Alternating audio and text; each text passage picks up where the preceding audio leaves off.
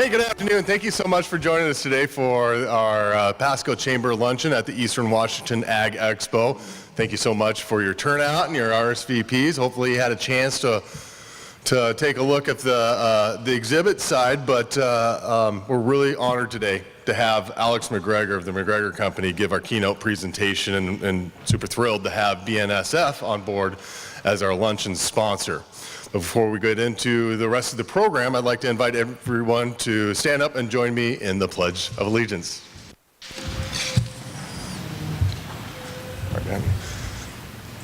I pledge allegiance to the flag of the United States of America and to the republic for which it stands, one nation, under God, indivisible, with liberty and justice for all.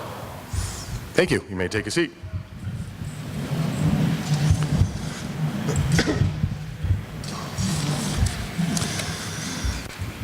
We have a few elected officials that have joined us here today, so I'd like to acknowledge them and thank them for their presence. I know that some of you may have made it, some people we might be waiting on, but I'll go ahead and start out with welcoming Jamie Daniels with Congressman Newhouse's office. Let's give her, there she is, let's give her a round of applause. She's sitting right over there.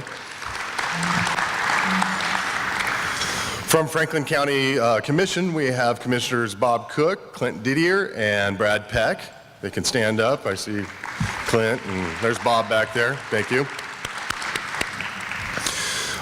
Franklin County Treasurer Josie Kelzer. There's Josie. You guys are all spread out. I like this. This is a much bigger room I have to work with. Thank you. And Prosecutor Sean Sant, too. I don't know if he's snuck in yet. Not yet. From the Port of Pasco, we have Commissioners Vicki Gordon and Jim Clinworth. There's Vicki. Jim hasn't made it. Oh, there's Jim. Excellent. And I didn't see Gene. And then from the Franklin PUD, we have Commissioner Stu Nelson. Is Stu here? Stu has made like 17 lunches in a row, and he's missed the last two, so I have to give him a text.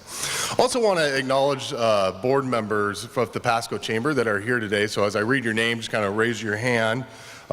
Kim Fall with Conover Insurance, Joe Roach with Campbell and Company, Tara Wiswall with Edward Jones, Jolene Johnson with Inform Benefits, Delt Clark, Christensen Companies, there he is, Dave Zabel, City Manager of the City of Pasco, Jason Jones, Express Employment, Jason Hogue might be stuck at his booth still with American Family Insurance, Dennis Kesey is our immediate past president, and he might be stuck in Milton Freewater. And then Katie Copeland as well, too. So let's give them a round of applause. We take pride in all the time and energy and effort that the board of directors puts into the Pasco Chamber, and with that goes along with the those that do take on the role of president of the Pasco Chamber too, and we have a few of the past presidents that have joined us today. Derek Brownson with Community First Bank, Daryl Ebert with Tri-City Dust Devils, Carl Leth, retired from U.S. Bank. There's Carl, good to see you. Kevin Williams, IFC Insurance, got him right when he was taking a bite. And then of course, last but not least, but the godfather himself, Ed Ray of Conover Insurance. Let's give them a round of applause. You notice maybe we've done things a little bit different with Eastern Washington Ag Expo this year, and we're thrilled of how it's turned out. Normally this side of the building is where we'd have the expo hall and we'd have demonstrations on the arena side. This year we inverted it so that we can have the expo out there, and it's been a nice change. I think it looks aesthetically really nice. We can get more equipment in there as well too, and it enables us to have the lunch under the same room, as well as on the other side of the curtains we had some continuing education YQCA classes yesterday. So we're thrilled about the changeover and how it's working for us this year. We couldn't have done it without great sponsors. I know they're rolling on the screens to the side of me, but Lamb Weston is our premier sponsor. We're thrilled to have them on board again. If you haven't had a chance to check out the show, and he didn't get enough to eat here, which it looks like we have plenty of food, but if he didn't, they have French fries over there and other potato products. You want to sample that. And then next week, coming right upon us, is well, it's been almost 20 years that we've done the Ag Hall of Fame, Mid-Columbia Ag Hall of Fame. So we have a great slate of inductees this year. We have a bunch of support from area agribusiness as well as the Port of Pasco that is the premier sponsor for that. Again, this year we're thrilled with the turnout we get at that event every year. One of our board members a few years ago, when he attended the Ag Hall of Fame for the first time, said he's never been to an event in the Tri-Cities with as much heart as that you feel in that room. And there really is something to that. And so we still have space available. If you're interested in RSVPing and or buying a couple tickets or a table, we still have room. You can catch us at the front registration desk. We'll grab your name, send you an invoice. If you want to give us a call at the office, I'm sure it's full of voicemails right now, but there's still probably some room. You can give us send us a message that way. And then new this year too, just to bypass all of that and do it from the comfort of your pajamas, you can do it on your computer tonight. And on there, you have the ability to pay. You can also pick what entree you like, and we have a little bit of diversity this year in terms of different entrees. So pascochamber.org, and just look for the Ag Hall of Fame link, and we'll get you all set up that way. And then before I hand it over to Tara Wiswall, who is this year's Pasco Chamber President, I'd like to acknowledge PSC-TV that's filming this today, and they'll be rebroadcasting this on the Pasco Charter channel as well as online too. So you can set your DVR for Alex McGregor's presentation. So with that, please help me welcome Tara Wiswall, who's going to take us through the rest of the program.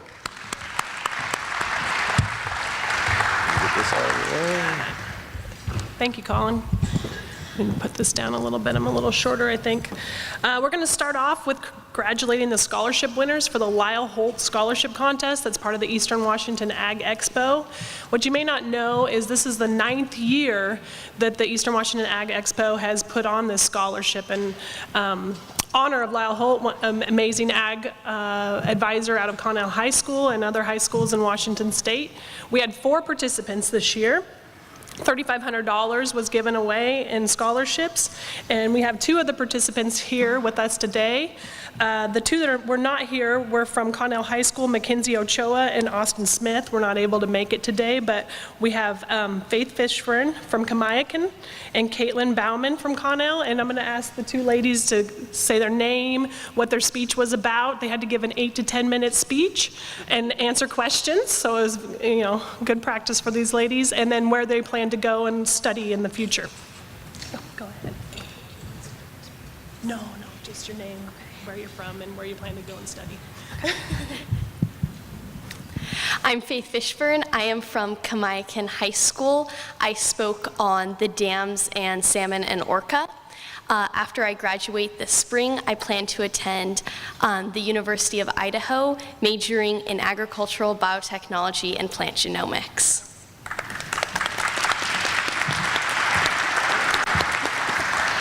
I'm Caitlin Bauman, and I'm a junior at Connell High School. My speech was on the shortage of truck drivers and its effect on agriculture, and I'll be graduating next spring and attending Corbin University to study agribusiness.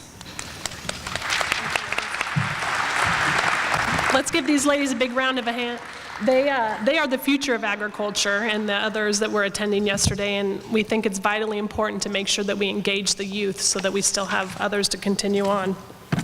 I'd like to bring up next Gordon Shea with BNSF.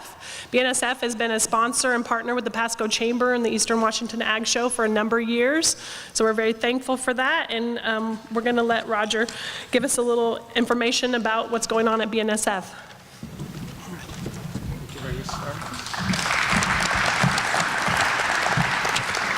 All right, good afternoon. As Tara said, I'm Roger Shea, Marketing Manager for the BNSF Railway here in Washington. On behalf of the railroad, I'd like to express our appreciation for the opportunity to be with you all today, and especially to recognize the Chamber for all its efforts in terms of advancing the interests of business and commerce. Additionally, I want to thank the farmers, producers, and industries, as well as consumers whose goods BNSF moves. Allow me to share with you a bit about BNSF's footprint here in the Great Northwest. We operate over 1,400 route miles supported by 18 major facilities. These facilities are made up of rail yards, intermodal hubs, and mechanical shops. BNSF employs over 3,700 people in Washington State whose combined payroll exceeds $300 million annually. This team and our network moves over 1.7 million rail cars every year while accommodating multiple Amtraks, Sounders, and passenger trains. Since 2015, BNSF has located 34 new or expanded industries, representing over $280 million in capital investments, as well as creating over 630 new jobs. Speaking of investments and jobs, the last 2 years, BNSF has spent more than $325 million in capital projects here in the Northwest to maintain and upgrade our network. This includes environmentally friendly electric cranes with virtually zero emissions. And so going forward, you can expect BNSF to continue to be the engine that moves us and connects us. Thank you.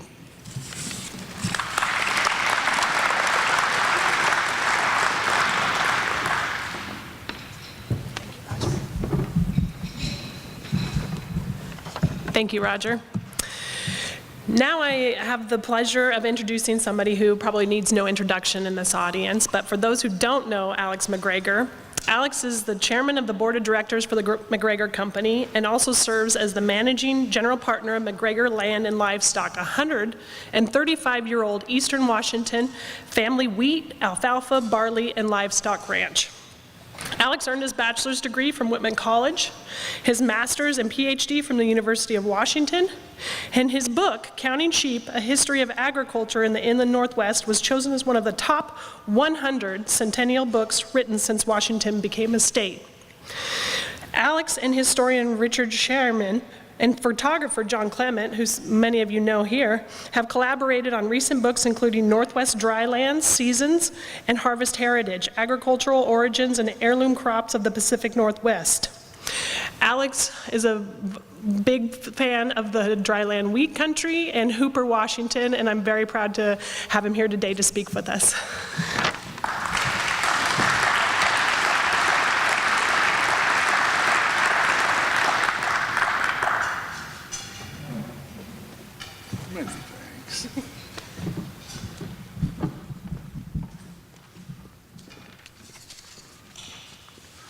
Good afternoon, friends. My theme today is brighter days ahead, pulling together with tenacity and dyed-in-the-wool optimism. Lots of challenges these days, a lot of achievements too. Extraordinary productivity across a broad range of crops. Sometimes the beneficiaries also of very timely rains out in the dry country. Out in our home place on the edge of the channeled scablands, yields of over 99 bushels an acre on land that yielded half that when I was a kid. We used to give awards to customers in the basin with yields over 20 tons per acre of potatoes, then 30 tons. Today, 40 tons are not uncommon. I want to visit with you about political challenges too. A poll this week showed that 80% of Americans think Washington, D.C. is broken. What a great opportunity, I would say to you, an opportunity to tell our story, to get bipartisan support on issues that matter to us, and to help government leaders start rebuilding that trust too. I pulled that title from some comments that my cousin Bill, who was longtime manager of our ranch, shared with me. And the rough patch there refers to Senator Pat Roberts of Kansas from the Senate Ag Committee talking about the current times in agriculture. Bill hit the nail on the head when I asked him what values pioneers brought that matter. Pioneers came here equipped with 3 values that helped them succeed, he said. Dyed-in-the-wool optimism, a wry, self-deprecating sense of humor that helped them through the tough times, and a tenacity that verged on stubbornness. Traits that he went on to say were useful then, are useful now, and will be useful in the future. Those are values you can see going way back long before the water came. My grandpa and 3 uncles arrived in the fall of 1882 from Canada to Pasco, where they found howling wind, blowing sand, and nothing but a faded sign saying, "Watch Pasco grow." They got their first bank loan in 1885, $5,000 to buy a band of sheep at 18% interest. They got the loan, Uncle Archie recalled, with nothing more than their names and 5 assets that helped them that he felt would always be crucial to agriculture: industry, work, character, honesty, and fair dealings. Values that still resonate very strongly. To get a sense of the hardships, note the quote from Carl Weber. "It was pretty tough, hot, dry, and windy. We'd get very little, 3 bushels an acre. Our family of 12 shared bath water. The one who was cleanest took the first bath. After all 12 of us took our turns, the water was spread out on the garden." There was a lot of tenacity and optimism required when the waters first arrived, too, in the early 50s and then beyond. Dean Baer, chosen for land in a drawing for veterans, had heard, as he put it, that the spuds grew bigger, the hens laid more eggs, and the women had more babies. It was the land of milk and honey, he said. His wife, Dorothy, remembered that when they arrived, all he saw was sagebrush and cheatgrass, and he wondered, "What kind of fool am I?" Members of the Mid-Columbia Agriculture Hall of Fame, that fine program in which the Pasco Chamber of Commerce has played a key role, face similar challenges, and you see their pictures up there.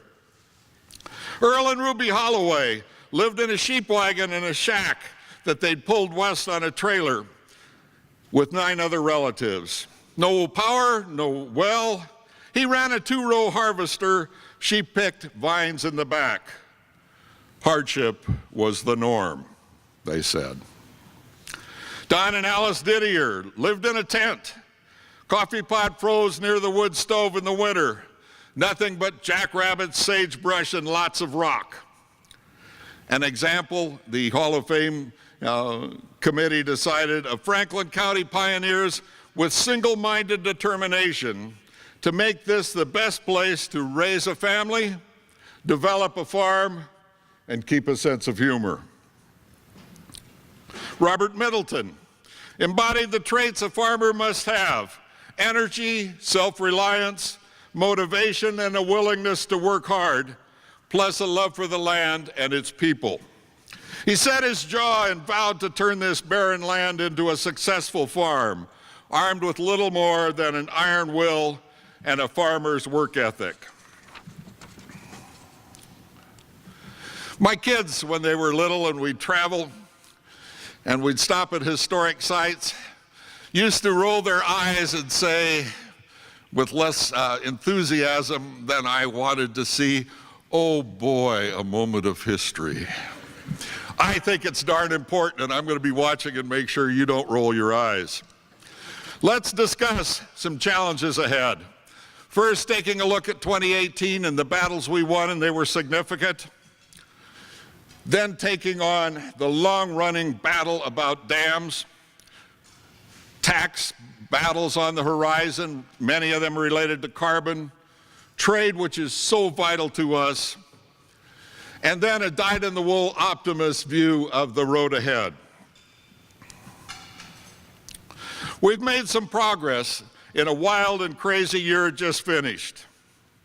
A bipartisan farm bill by the largest margin ever passed by the House and Senate. How about that?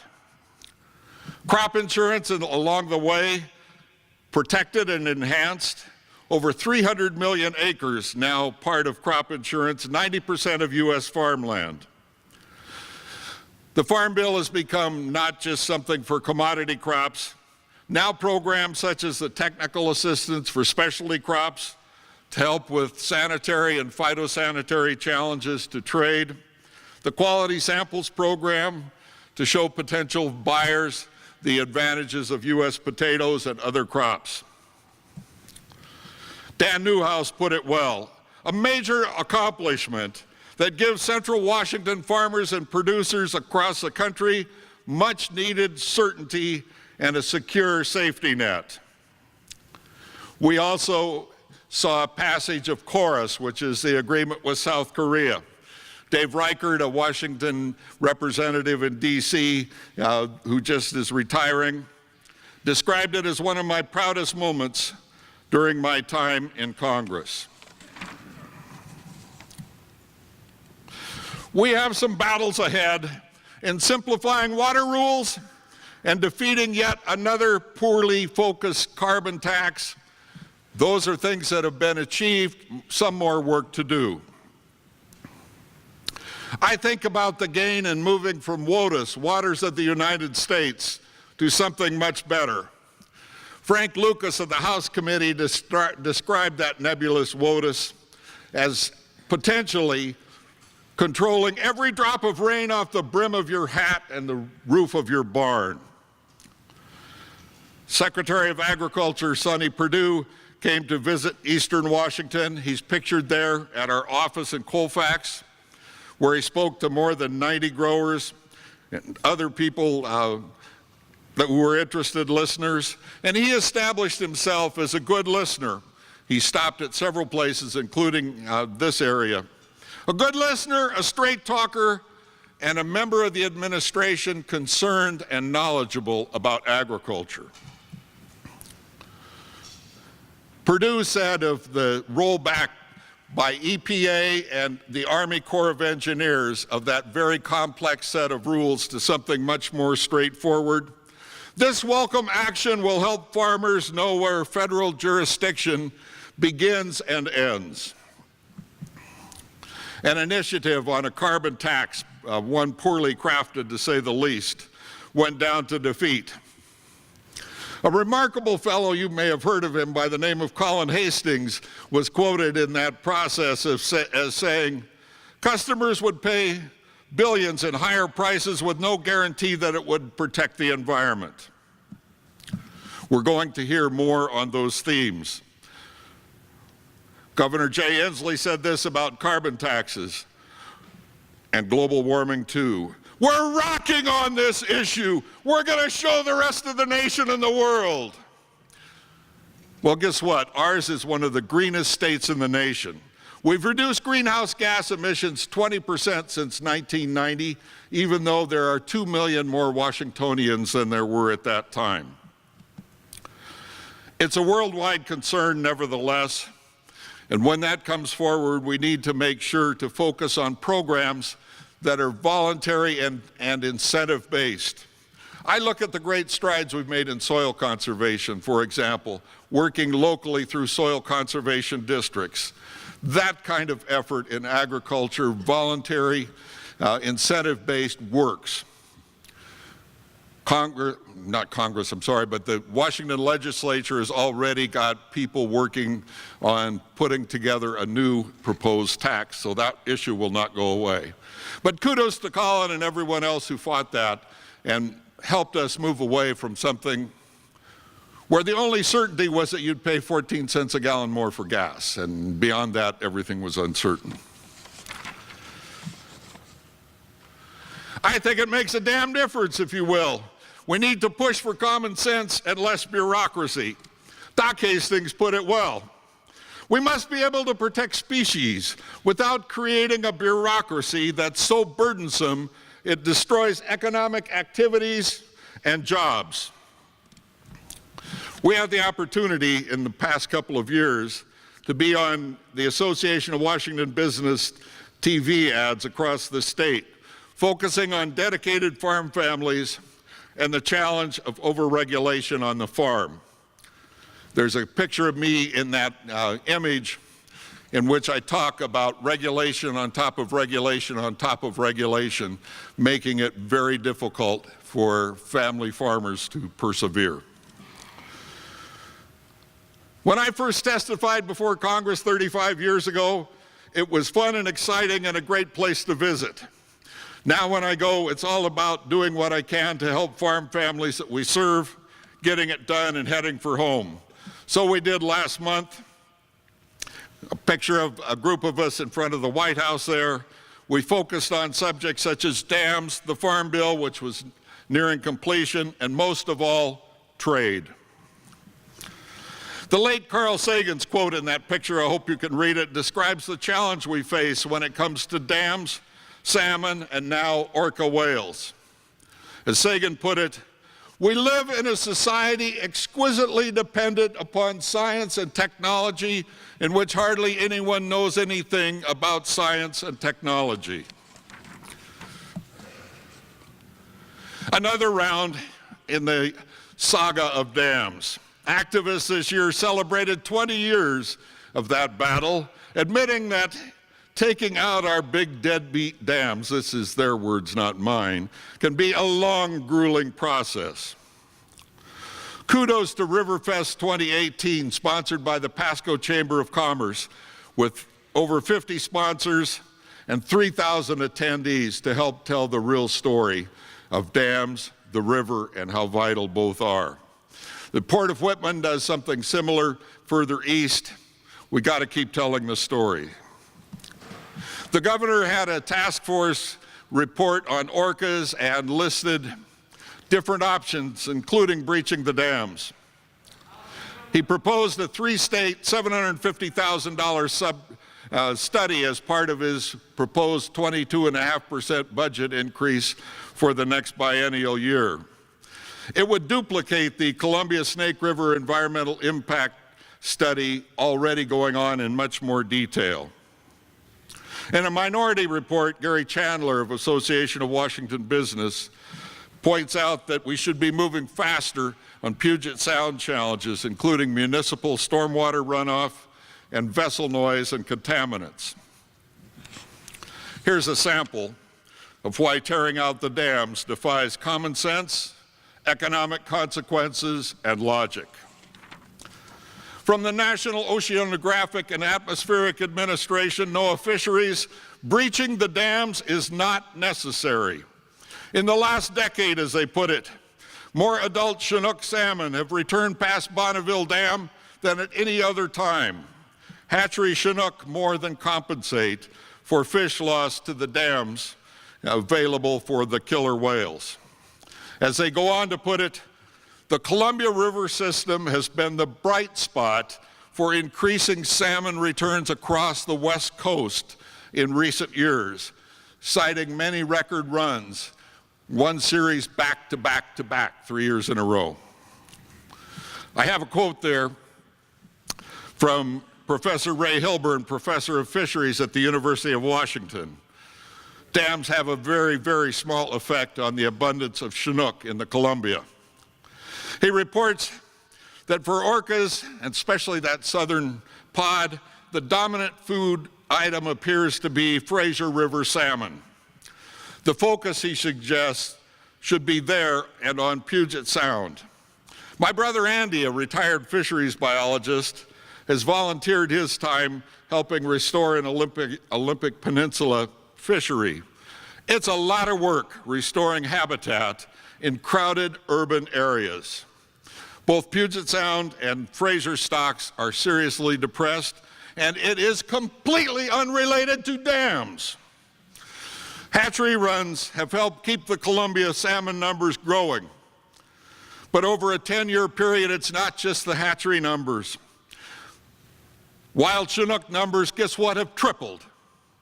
And if we get rid of dams, how do we transport the foodstuffs to feed the world?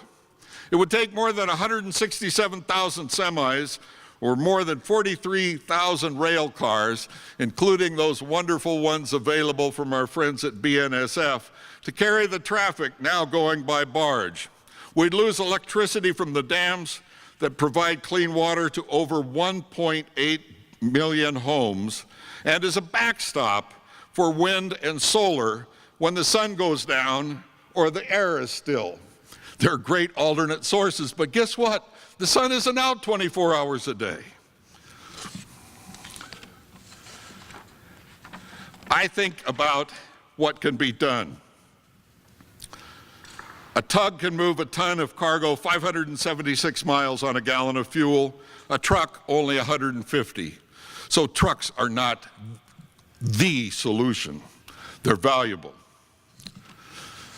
What about rail? They are a mainstay, part of what I call the 3 T's that we must have: trains, tugs, and trucks. They're a mainstay to get what we grow to feed hungry people in more than a dozen countries and to keep agriculture and our communities healthy. They can't reach every single area. I looked at historic railroad data the other day, counted 466 miles of branch lines that have been removed. Replacing the rails alone, a railroad construction specialist estimated, would cost $237,600,000 if only 300 miles of those rails were replaced, and that includes nothing for switches, $60,000 to $80,000 apiece, nothing for acquiring the land, and so on. All of us depend on the 3 T's: trains, tugs, and trucks. And dismantling one for no sound scientific reason is an assault on common sense. Together we will keep the dams.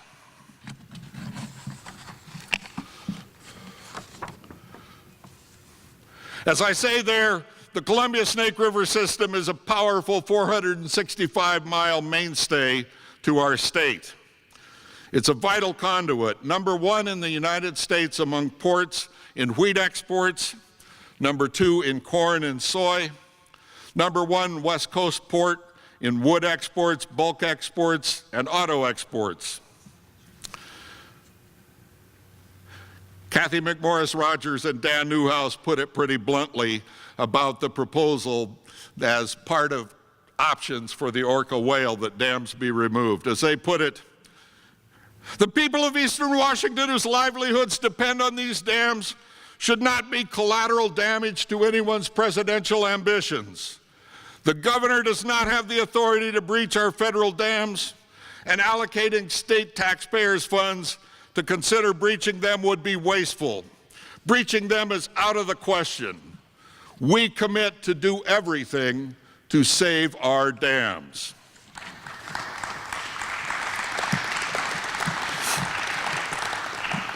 I like this quote from a fellow who was senator from Oregon for a long, long time, Mark Hatfield.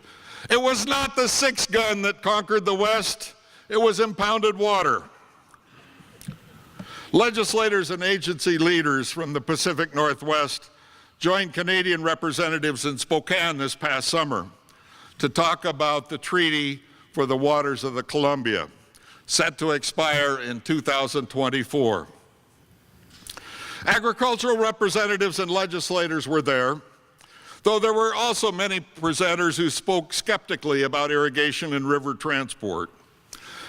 I was asked to speak to a busload of participants, I had them for an hour and a half, to talk about irrigation pioneers, how far we've come since then, and to emphasize how important the Columbia is to the entire state and its economy. It's a story, friends, that all of us need to keep telling.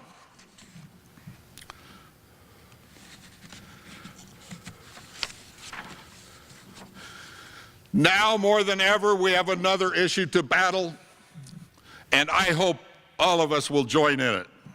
It's the battle related to trade.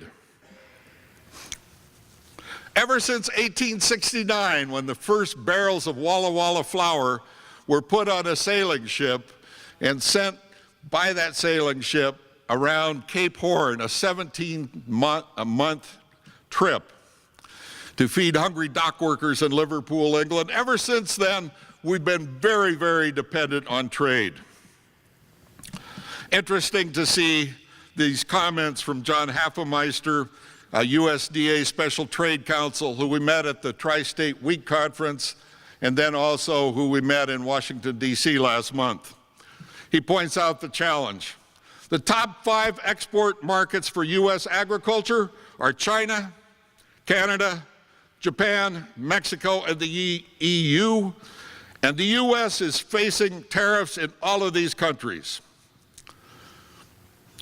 Greg Dowd, an ambassador and the chief U.S. negotiator for the U.S. Trade Representatives, who's been in China this week, says, if you lose market share, I don't know if you'll ever get it back. Kathy McMorris Rogers shared with me notes from her visit with Ambassador Dowd shortly before he left for China for trade negotiations. The 2 biggest issues from an agricultural point of view, he pointed out to her, are domestic ag subsidies in China, $10 per bushel of wheat as an example, and their failure to buy as much wheat as promised. I think, and she put it well, we should go on the offense on agriculture, she and Ambassador Dowd said.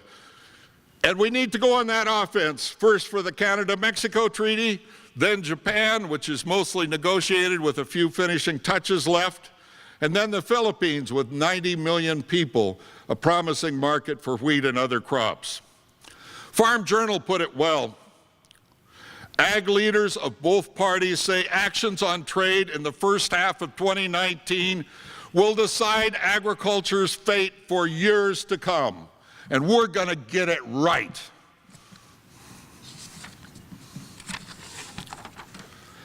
The Washington State Department of Agriculture says of trade challenges, losses have been already documented and are extreme. They go on to say, a state of emergency that is damaging to the viability of Washington agricultural businesses, rural economies, and the state economy. I think these are not times to waste time and energy on playing the blame game. China has not lived up to its WTO requirements, and it was important to take them to task. Other issues with China involve, as you probably know, intellectual property rights, patents, technology transfer, as well as ag subsidies. As a country, we took an aggressive, non-traditional approach with the president declaring, I am a tariff man.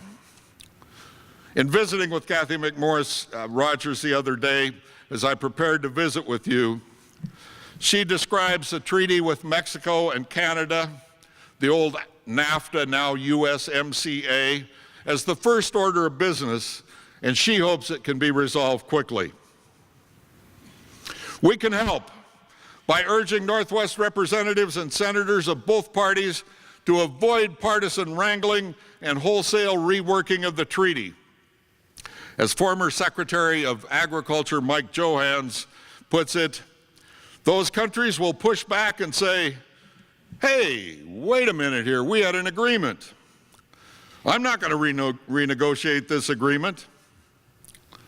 We need to reach out and make the case about why it's important to do something about that.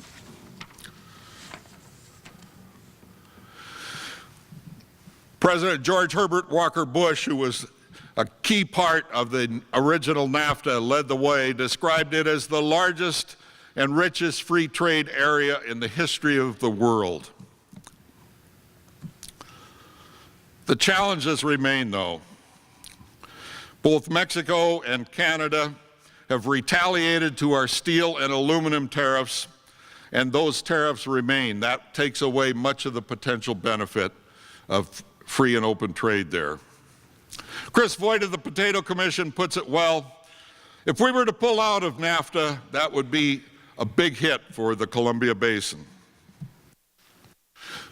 As I mentioned, Kathy McMorris Rogers thinks that an agreement with Japan will be worked out shortly after Congress finally gets USMCA resolved, and that will be the next order of business.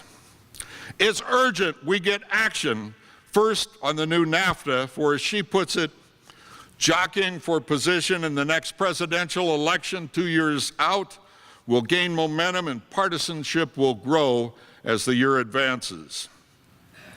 The President pulled out of the Trans-Pacific Partnership with Japan and 10 other countries along the Pacific shore, despite the urgings of agriculture, fulfilling a campaign promise. It meant that grains, fruit, potatoes, and other crops from the U.S. will be at a disadvantage as tariff barriers with us remain, while CPTPP, the revised Trans-Pacific Partnership, partners have their tariffs ratcheted down. The U.S. Department of Agriculture, when we were in D.C. last month, put it well in a handout, export or die. And indeed, the tariff impacts have been severe. The potential tariff on beef to Japan, 50%. For Trans-Pacific Partnership members, 9%. Canada and the European Union have gained market share in Mexico as trade uncertainties have continued. Cherry exports to Japan and particularly China have been impacted. China, a great market for big cherries. Overall tariffs there of 60 to 65% on apples, pears, cherries. And then you look at all the other nations of the Trans-Pacific Partnership, all along the rim of the Pacific Ocean, being able to compete head-to-head without that tariff burden. Hay exports to China fell by half. It doesn't take very long, or you don't have to go very deep into our historic record to remember the consequences of port slowdowns in 2014 and 2015, losses of $770 million. As Northwest Agriculture, we've been there, we've done that, it ain't gonna happen again. And there are other examples. Sales of Washington grape juice to Japan, now duty-free from competition from China and Mexico. Italy and Spain will follow. As WSU agricultural economist Randy Fortenberry puts it, it's the most aggressive reworking of trade we've done since the 1920s. All the more important, friends, for us to reach out and tell of the challenges we face across America's farmland. Instead of retaliating, Japan has thrown the doors wide open.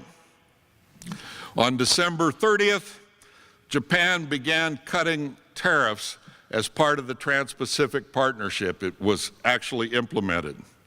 On February 1st, they'll do the same with the 28 members of the European Union. As USDA puts it, threatening to cut into our market share by granting preferential treatment to others. For wheat growers, it puts us in a position of a $65 a ton disadvantage to our competing wheat grower friends in Australia and Canada. As has been stated, it's the equivalent to handing their trade groups an annual check for each trade group of $500 million. That's not viable. Canadians, if you read their publications, see a great opportunity, and why not? Vince Peterson of the U.S. Grain Commission puts it well. We've invested countless hours and millions of hard-earned farmer dollars and federal export market development funds building this project, building this market. The largest, most reliable and valuable market for U.S. wheat. All of that is at risk without a U.S.-Japan agreement.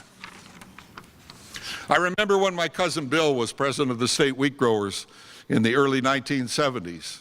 Building relationships with China and Japan were front and center. 25 years later, when I was in that role, it was the same thing. Tremendous amounts of volunteer effort to build those relationships. Working with resolving the dispute with China is a big deal for Northwest agriculture. And there are reasons for hope, not just for a dyed-in-the-wool optimist, but for all of us. This very week, there are representatives of U.S. trade and the administration working not only in China, but in Japan too, to build relationships. I think it's vital to take advantage of the promise that Prime Minister Xi of China and the President agreed to work together and negotiate and see if a March deadline can be met for knocking down the barriers in the trade relationship with China. Each of us should contact our members of Congress across the state, regardless of party, and explain why trade is so crucial. I think there's great opportunity if we do that. I've put on the tables addresses and phone numbers of members of Congress, and I hope you will give them a call or send them an email. It's easier to send email to senators. Legislators, representatives tend to require you to be from their region zip codes. But call them up, see what you can do. We're going to win this battle. I think it's time to reestablish ourselves as trade leaders. Quoting President Ronald Reagan, the shining city on the hill, and to remind ourselves, as he put it, that expansion of the international economy is an American triumph. I think it's time that something significant can and will be done to resolve that. I think of an opportunity recalling back Ronald Reagan's famous words with Mikhail Gorbachev at the wall in Berlin. Mr. Gorbachev, tear down this wall. Well, with China, we could come up with something different like Mr. Xi, let's knock down these barriers. A friend of mine, Sam Reed, former Secretary of State, shared with me last weekend a video of an extensive interview he'd done with Dan Evans, former Washington governor and senator, sharp and articulate as ever at the age of 92. Dan put it well, based on his decades of experience. Even today, as he said, when communication is instantaneous, when people chime in, things get done. If people make a political contact that is personal and individual, and many of them do it all at once, that's a real call to action. Friends, it's time for a call to action now. Senator Jerry Moran from the Senate Ag Committee says it's time to rally growers to speak out about the importance of trade to a livelihood in agriculture. I want to urge our associations, and we have many fine ones, to work together and send a letter and work together as a group to get a message to Congress and the administration on the hardships we face in agriculture and the urgency for action. Each of us can make a difference too. And my challenge, friends, to each and every one of us is this. Contact our senators by phone or by mail. Talk with them, their aides, or leave a message. Whatever you do, whatever you can get. Talk to them about trade agreements with Canada and Mexico. That's the starting place, for this is where progress begins. Contact representatives from your state by phone. It's hard to reach them otherwise. I've got those sheets that I'll share. Please, please, share a sense of urgency for action regardless of party for the good of agriculture, your state, and the nation. It helps to remind everyone along the way that, oh, by the way, Pacific Northwest agriculture is a powerhouse. Our lands from the Cascade to the Rockies lead the nation in production of many crops. You can drive down the road and see in Whitman County's edge, note that that county has led the nation in wheat production. In fact, that goes clear back to 1910. You can head over to Moses Lake Country and see a similar sign for Grant County, the leading county in the United States in potato production. Other counties dominate in apples, blueberries, hops, and many other crops. The potato industry alone employs 35,860 people through direct and indirect ties and produces more than $8 billion in revenue. It indeed is a land of milk and honey, like Dean Barrett hoped way back when. Our trade, agriculture, employs 160,000 people. It's the largest employer in the state of Washington. And oh, by the way, we have a pretty friendly climate, too. We have fairly dependable growing conditions and don't have to harvest in the snow as a frustrated Canadian chickpea grower is doing in this slide. Can you imagine that? Never has it been more important to tell our story.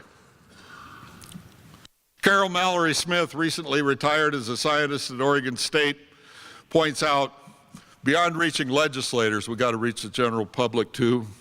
We need to be more visible and vocal. We have to help the public understand what we do, why we do it, where their food comes from, and how safe their food supply is. Rob Fraley, 2013 World Food Prize winner, says, farmers need to tell their story.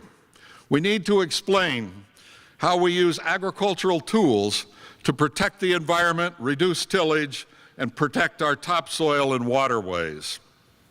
And the remarkable Norman Borlaug, whose efforts saved literally hundreds of millions of people as a wheat breeder. We have to bring common sense into the debates on agricultural science and technology, and the sooner the better. So here's some of that dyed-in-the-wool optimism starting to bubble up, I confess. I see an exciting future ahead for all of us associated with agriculture. As Tom Vilsack, the former Secretary of Agriculture, puts it, what an amazing, positive story. It's time to be positive about the industry, to be proud of it. American agriculture has enabled this country to grow and become the strongest, most powerful nation in the world. And we should never let a person in this forget it ever. Rob Fraley puts it, we're poised to see the greatest period of scientific advance in the history of agriculture.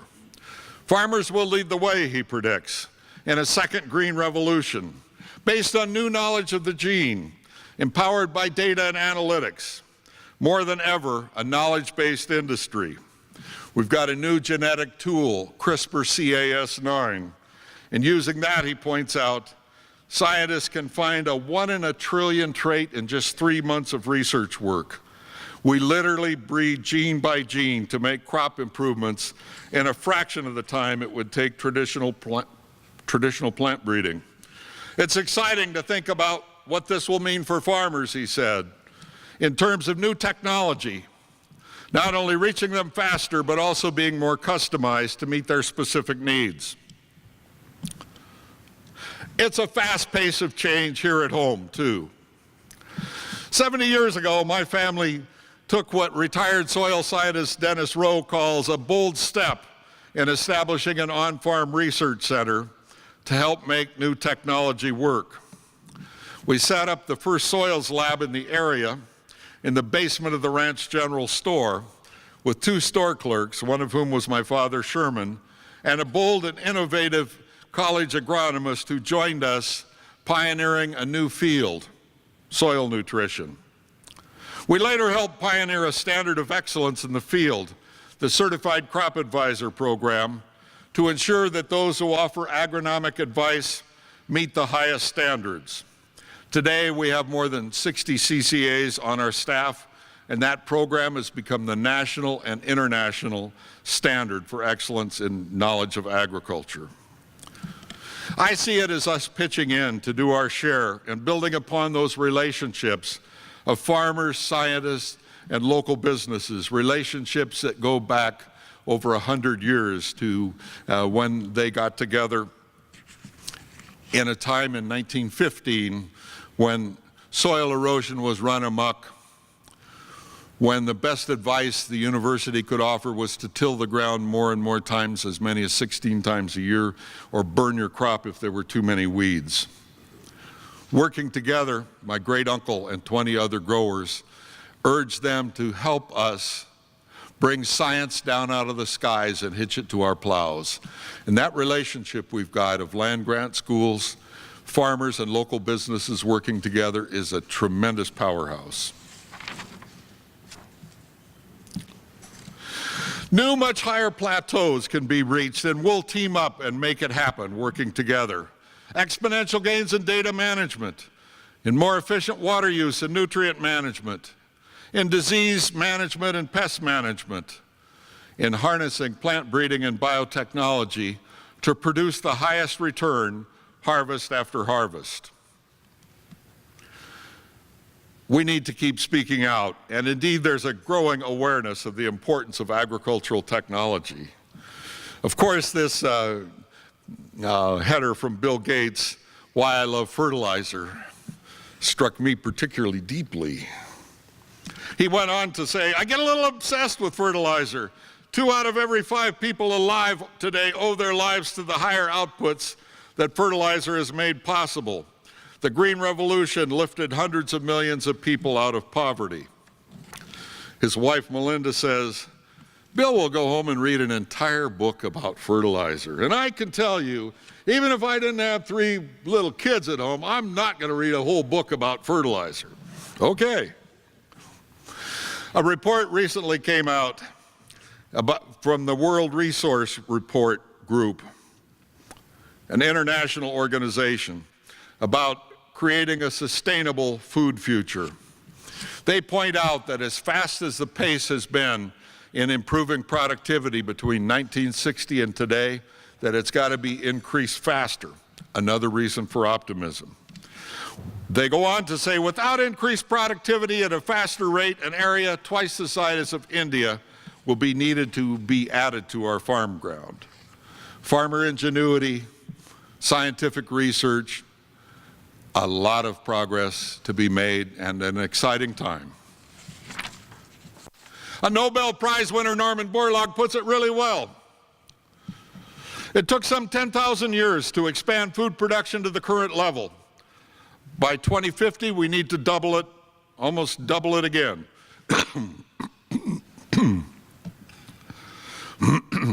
Through science and technology and farmer ingenuity, American agriculture has achieved levels of productivity second to none.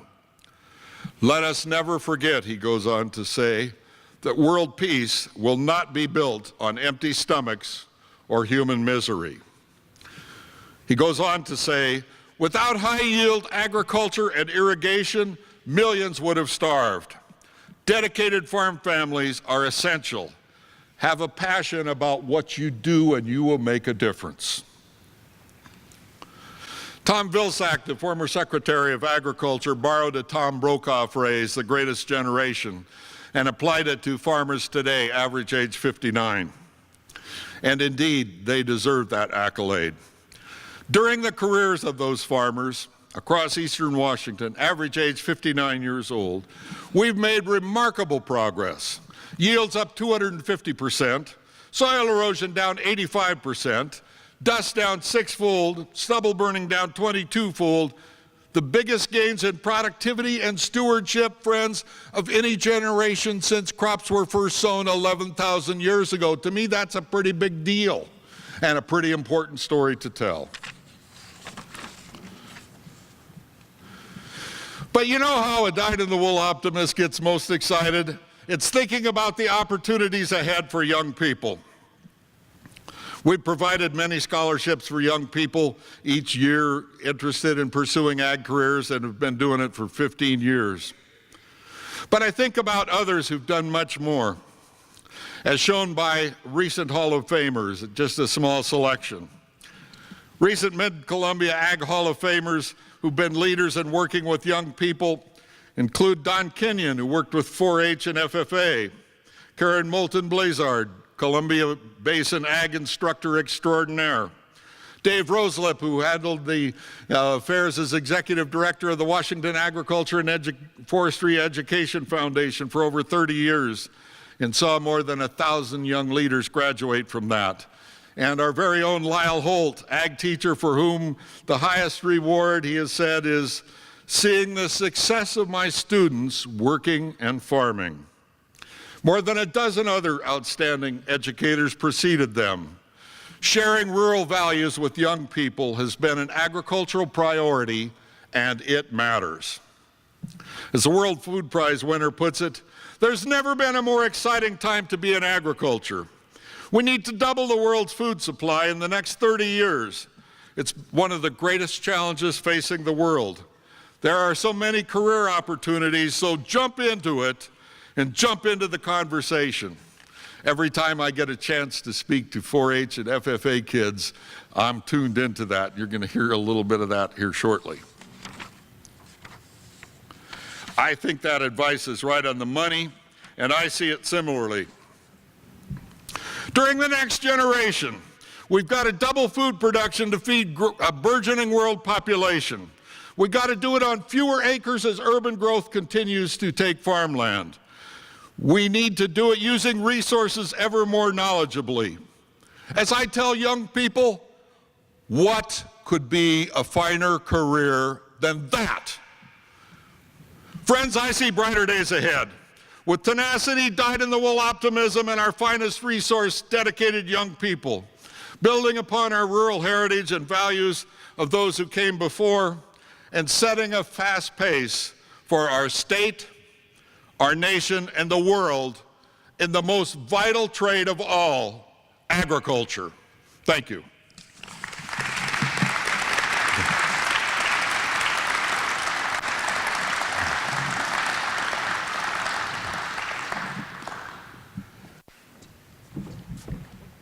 Oh, yeah. I'd be happy to do my best to answer a question or two. Yeah, go ahead. Anyone? And I'll be around and we'll be happy to visit later on, too. All right, well, don't go anywhere. We have a presentation here. Oh, all right. Oh, sorry. This is a gift for Alex from the Pasco Chamber. Yeah. And it is created by Oh, High that's Desert beautiful. Metal Prints, so we wanted to thank him today. How about that, friends? Isn't that awesome? Many thanks. Thank you. Thank you, my friend. Absolutely. Thanks. All right. Okay, we're going to move on to the door prize from BNSF. It's a wonderful basket and some wine. Do we have the... Oh, and here's our winner. Janice Roundtree from Adams County Development Council. Are you here, Janice? All right. All right, come on up. Thank you. Our February luncheon will be back at the Red Lion on February 11th. Thank you to TRAC for hosting us today, and we have some wonderful seminars going on, and please wander through the expo hall. It'll be open until 5 o'clock today. Thank you all for your attendance.